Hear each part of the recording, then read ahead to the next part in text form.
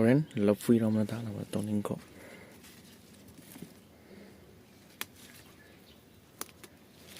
sida khara ngi chalage horen kangau da hap na ba yam hapa ja haw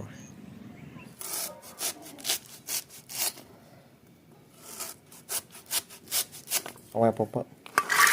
morok lafu ngari nga di yaudre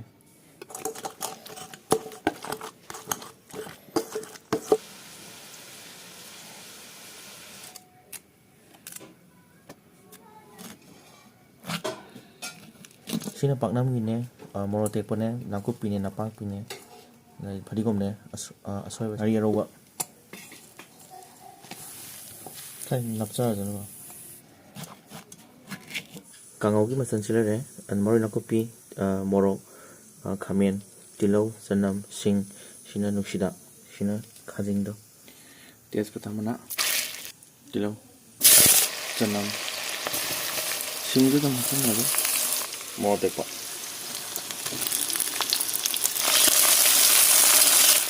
mutton garam masala जीरा मिर्च powder दी खाजिंग दो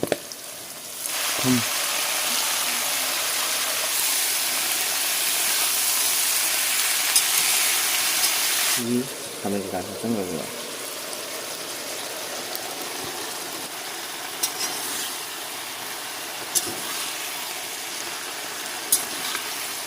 Achu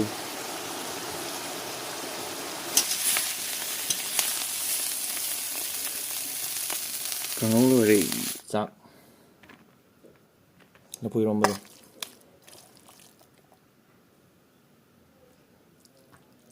khajing kangau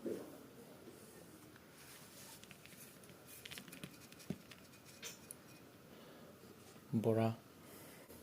phakpai na tum ko tabi pak nam kom Pumno mabubi ko mo bang karon karon jari ngasi dai ginu sijar subscriber sing na haiba lafu iromba habine lafu iromba pore lafu iromba ga bora ga saro haiba paknam ga saro haiba araide khajing kangau ga saro haiba da pora habine ngasi birak pai ginu sijar subscriber ma di viewer sing do sida mathang mathang thon jar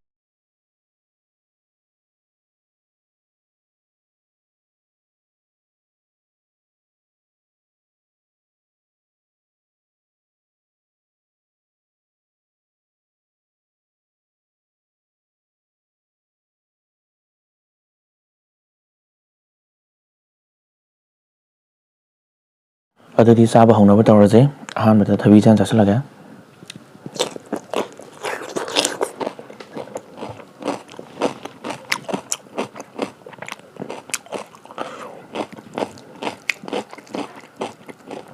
iromba mahi ya honda bida phajana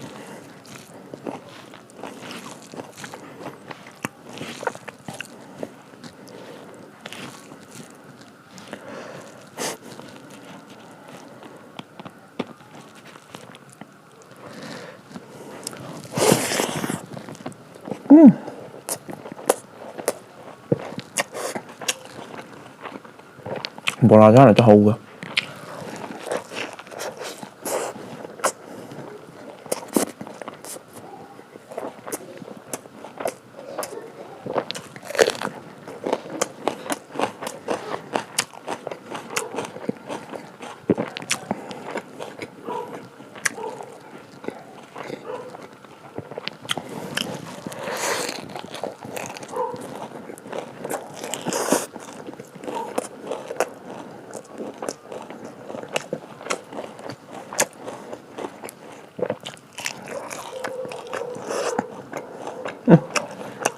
Pai mà quên cho khờ gà rồi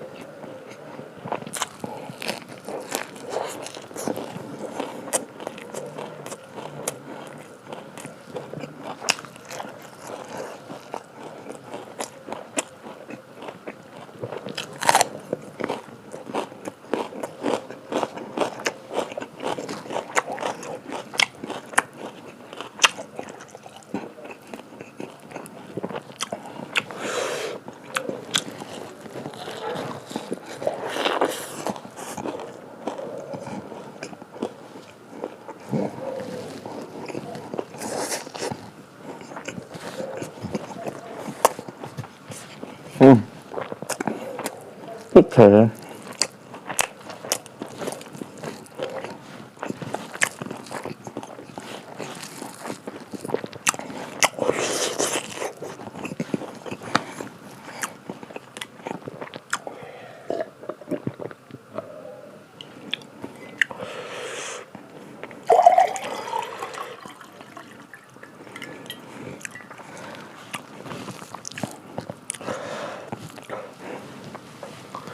ꯑꯩꯒꯤ ꯑꯣꯏꯅꯗꯤꯀꯣ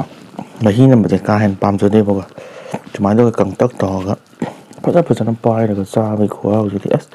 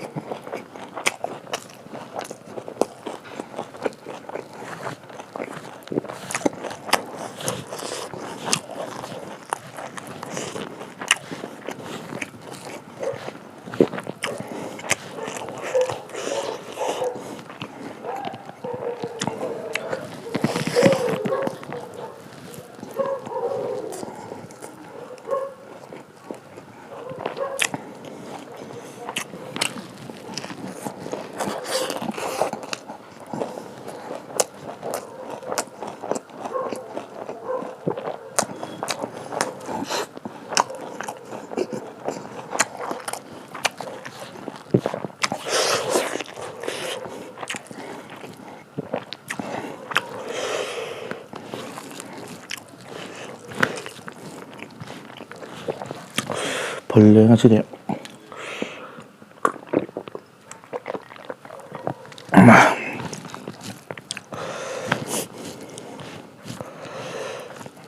ꯃꯣꯔꯣꯛꯁꯨ ꯁꯥꯒꯠꯂꯦ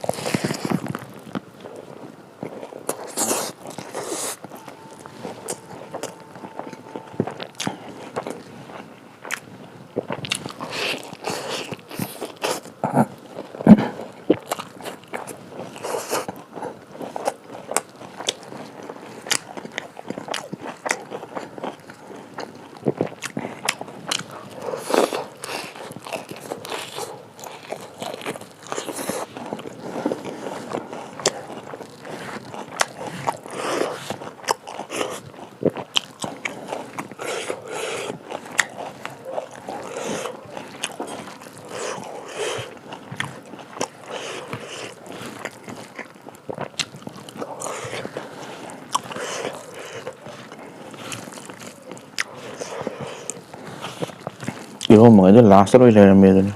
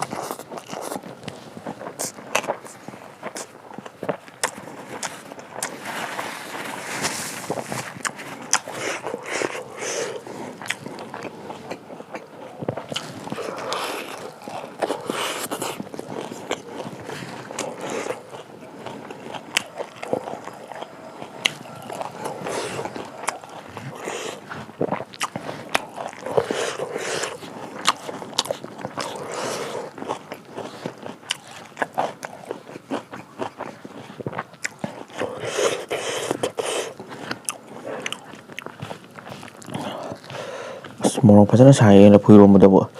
ꯁꯣꯏꯕꯨꯝꯁꯨ ꯅꯠꯇꯕ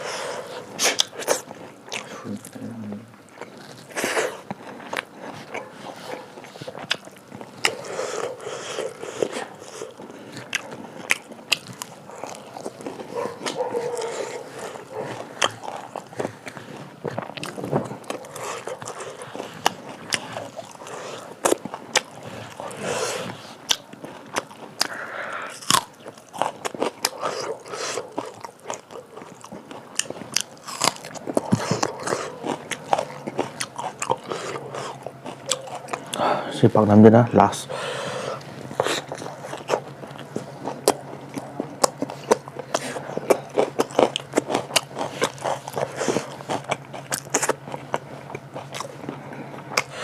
ꯆꯥꯕꯁꯨ ꯂꯣꯏꯔꯕꯅꯤꯅ ꯃꯊꯪꯒꯤ ꯂꯣꯏꯁꯤꯟꯅꯕ ꯇꯧꯔꯒꯦ ꯃꯣꯔꯣꯛꯁꯨ ꯐꯖꯅ ꯁꯥꯔꯦ ꯑꯗꯨ ꯃꯊꯪ ꯚꯤꯗꯤꯑꯣꯗ ꯅꯨꯡꯉꯥꯏꯕ ꯑꯃ ꯄꯨꯔꯛꯑꯒꯦ ꯉꯁꯤꯒꯤ ꯑꯣꯏꯅꯗꯤ ꯃꯊꯪꯒꯤ ꯂꯣꯏꯁꯤꯟꯅꯕ ꯇꯧꯔꯒꯦ